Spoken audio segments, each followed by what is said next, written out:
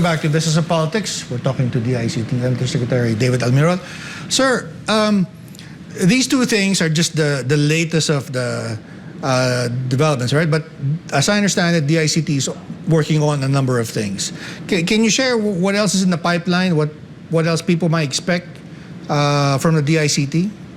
Well, before maybe discussing the pipeline, because we work with a lot of government agencies, so we successfully implemented a lot of things, Clink. Just to give you one of our accomplishments last year, we have the e-travel. So e-travel in the past. Is that the e-visas? Is that? That's another one. That's another one. That's another one. The e-travel, if you remember, every time you go to the airport, you have to fill up a lot of forms. Oh yes. Yes, and you have to fill up using from a website. From the quarantine and the yes. So imagine you need to use around 5 to 6 systems. You know, the immigration arrival card, the customs form, the seaport form, local airport form, and not to mention you need to go to a certain website for you to declare your health condition, the One Health Pass. We're able to combine them in a single system. Integrated to the Bureau of Immigration. So now you can see the seamless process now in the Bureau of Immigration because of the e-travel platform. Also, we're able also to integrate e-health in the eGov app. In fact, if you use the eGov app, you're able to see now the nearest hospitals, the nearest clinics, and malasakit centers. Yeah, so those are the things that we're able to accomplish, and we also work with DOLE, with TESDA, and also CHED to implement also the first-time job seeker system. That's why you can even build your resume now inside the eGov PH app. So it's like, you know, innovation is not just automating something. You need to put a lot of relevance, you know, in the system. So not to mention, we're able to integrate also the tourism, and we will be integrating more of their systems because they are building more systems by the Department of Tourism, and the plan is to integrate their solutions as well. So if you try to look at the situation of the ICT, so we look for innovation, coming from different agencies, and then we integrate them in a single platform. But we also build new things, you know. For example, for PhilHealth and GSIS, so we are the one who, together with their IT team, we're able to co-develop and build the new PhilHealth system, integrated also to the eGov app. So for the first time, if you use the eGov app, you're able to see your contributions, you're able to see your premiums, including GSIS.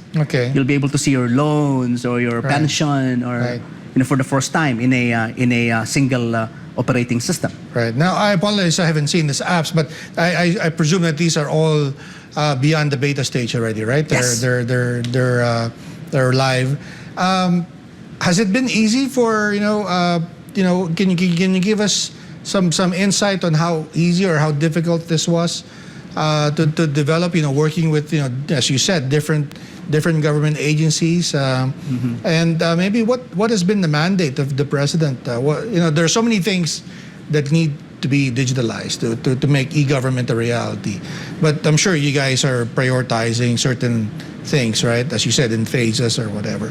So what's the marching order from the top? It wasn't easy.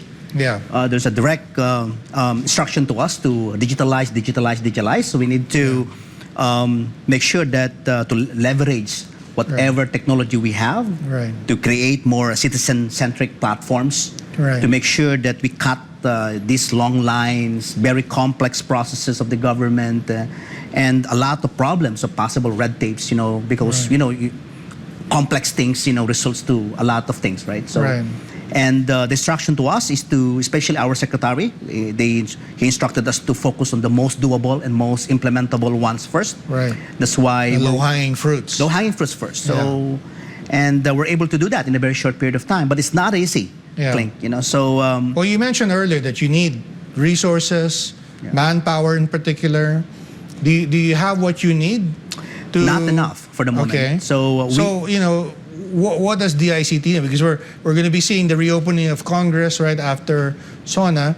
What does the DICT need in particular with realizing the objectives of your project, which is e-government? Well, I think we need to capacitate the ICT more in terms of skill sets.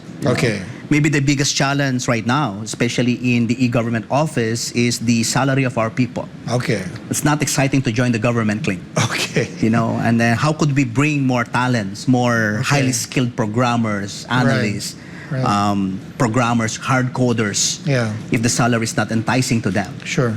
That's why we're really hoping that the e-governance act will be approved soon. It's a bill being reviewed now in the Senate. Okay. And part of the provision there is to increase the salary of the IT people. I see. In the entirety of the government. Sure. So hopefully, one of the challenges also, of course, the collaboration between agencies. You know. Right. Because we need to understand also what they have. Right. Because we cannot just do something without being familiarized of what they have. So, sure.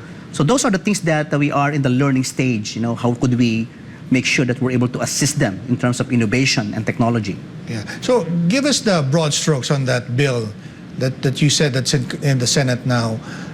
What are the key provisions in addition to maybe adjusting the salary grades of the workers in the government's ICT workers? I think it's more on the interoperability. Okay. Because the government agency are quite, if I may say, like you said siloed, right? Yeah. Siloed, and the process are not only decentralized, but a lot of repetitive processes. You know, you have to enter if you go to a certain agency, you have to give your first name, your last name, your middle name. Right. Then you give the same information to other agency. And imagine the expenses, you know. Right. Imagine the servers, the cloud services, maintenance, etc., etc. So you can see not only it's not cost effective anymore, but it's not integratable. Okay. So meaning that the bill will fortify the mandate of the ICT to make sure that other agencies will really use us. You know, we're not even helping them; they're actually helping themselves if they integrate with these single operating systems that we are proposing. Yeah. So how are you going to go about that? So because is there going to be a different coordinating body to bring all of these stakeholders together, or are you simply that law will mandate the different departments say you have to cooperate with the ICT and open up your system so you can work together? How is it going to play out? Actually, not even mandate them to do it because they will see the advantage. What's the proposal in the law? The proposal is they still maintain their own. You know, I see. Okay. So we're not the one maintaining their system. You're not interfering. No. Yeah. So example for right now, the example, the eGov Super App. If you go to SSS or PhilHealth or GSIS, we don't have their data. Right. They're the one managing their data. Right. They're the one doing their own cybersecurity, data privacy. Yeah. You know, but in terms of customer or Filipino facing. Right. So we have a single operating system. I see. So that Filipino don't need to go to so many websites or so many systems or they need to fall in line to their offices. Right. So that is the empowerment structure, of the eGov bill, and hopefully it will be approved soon. Right. So you said it's in the Senate. Do you remember at what stage it is in the process? Is it on first reading, second reading, or whatever? We attended two sessions hearings. already. Yeah. 2 sessions already. So I Who's think the principal sponsor? Senator Cayetano. I the see. one. Which one? The brother or the sister? The brother. Alan Peter. Alan, Alan Okay. Peter. All right. And then, is there a counterpart bill already in the House, or are you working on that still? It's done already. It's done in the House. In the House. Okay. So we've done on its 3rd reading. That's why it's in Senate now. Okay. And then what is the timetable to have it passed within the year, or next year, or what do you hope to happen? We're hoping that it can be passed this year because I can see the issues right now in terms of innovation. You know, so since I'm there already, and I think the missing piece there is government agencies. We need more IT people, inside the government. Okay, without IT people, we will be somehow run by contractors only. Sure. Somehow, it's not the government that's actually doing the innovation. Well, I was going to say, you were a CEO of a company. How difficult is that with government? You said salary is one thing, right? But looking at it from your background, as a CEO in the private sector, how can government, besides the salary, is there something else that they should be looking at, maybe to entice more talented people in the IT sector to maybe consider public service? Yeah, I think we need also to come up with an upskilling activities. You know, we need to upskill the existing government IT stuff, you know, because we have a lot of good people in the government, you know, especially the old ones that they're there. Start there, right? Yeah, just start upskill there. them, yeah. You need to upskill them because even they're so good maybe 10 years ago. Right. Okay, but since there was no technology is evolving very fast, and very fast, and if we're not going to upskill them, so they will be implementing old systems. Yeah. So there will be no innovation, you know, and they are clinging to their own legacy systems. Right. Sometimes because they don't have choice. You know? There was no training, seminars, and there was no even budget, you know, to upskill them.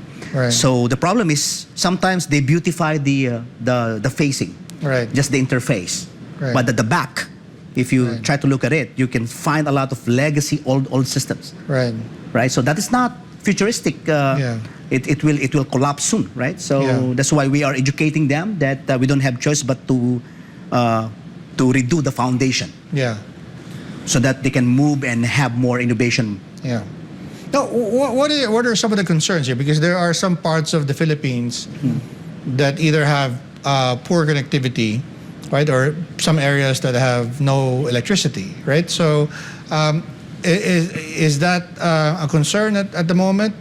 Or where does that fall in your plan, right, to roll out these programs?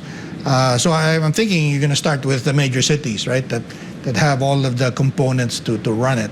But eventually, you know, in 5 years, you need to reach, as you said, all of the 100% of all the LGUs, right? So what's the plan to maybe increase electrification and connectivity in these remote areas? Our office for connectivity is not under me, but under USEC Nuestro. But they are doing a lot of things now. So actually, their priority are the GIDA sites. These are the geographic isolated areas in the Philippines because these are the areas that they really need connectivity. You know, they need this for e-learning. They need this to communicate. So they are implementing thousands of free Wi-Fi areas, including completing also the national broadband plans as well. So connectivity is very important. Although in a record, we are the #1 social media users. We have 85 million, you know, social media users. So meaning around maybe 20% or 15%. Maybe those are the areas that don't have connectivity, but at least the 85% or 90% are able now to enjoy, you know, the ease of doing business through online platforms. Right. I'd like to ask questions about that. We'll just have to take a quick break. You're watching Business and Politics. We're talking to USEC David ALMIROL. We'll be right back.